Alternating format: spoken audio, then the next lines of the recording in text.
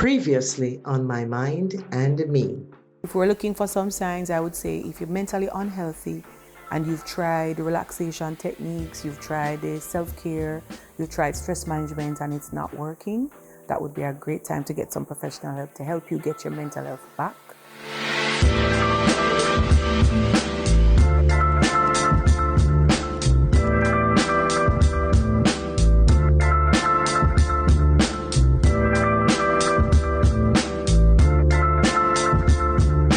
Mental health is a different concept from mental illness, although we use them as an umbrella term. Being mentally healthy means that you are able to be flexible, to adjust to the challenges of life. And it is important to do what we can to ensure our own mental health. Small daily habits that can help to maintain or attain good mental health include being able to pause when you need to. We find ourselves going consistently throughout the day, and if we don't pause, that's a challenge. So it's important to know when to pause. Pause right there. Find ways to help you figure out the challenge you're having. You can use STOP as an acronym. STOP, it means stop whatever you're doing. Take stock of what's happening to you. Take deep breaths. When you observe what's happening to you at O, then you proceed, but you address what you found at O. So if when you stopped, took the breaths, you observe that you're hungry, then we would say proceed and go and get something to eat.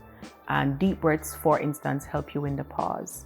Not the ones where your chest goes up and you actually didn't take a breath. And something else we can do, I like to call it the 3-3-5. So you inhale through your nose and count to 3, hold it and count to 3, and then you exhale through your mouth and you count to 5. 3 sets of that, and usually it gives you a moment to just decompress and to think about the what next. Other small things could be those things that relax you. Is it having a devotion? Is it being able to have sometimes your one little favorite meal for lunch today? Is it being able to check on somebody? Is it, for instance, going home early today? Is it about watching your show? Is it having an hour of me time and doing absolutely nothing? Those are some things that could help every day. Take little breaks.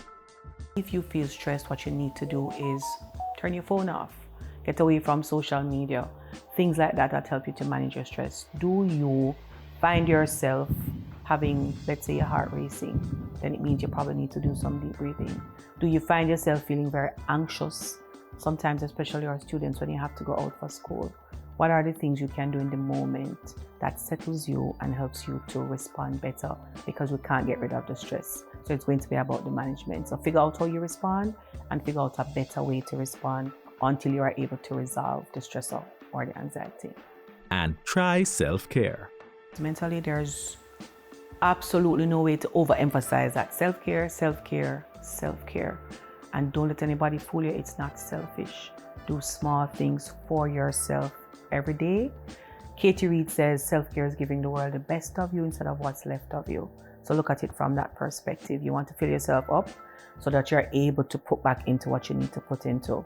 Nowadays, we panicky for our cell phones are going to die and we have to get it charged. Consider yourself a personal cell phone for your self-care and make sure you're always fully charged. Self-care can include going to the barber, going to the hairdresser, maybe getting your nails done. But a lot of people do those things because it has to be done.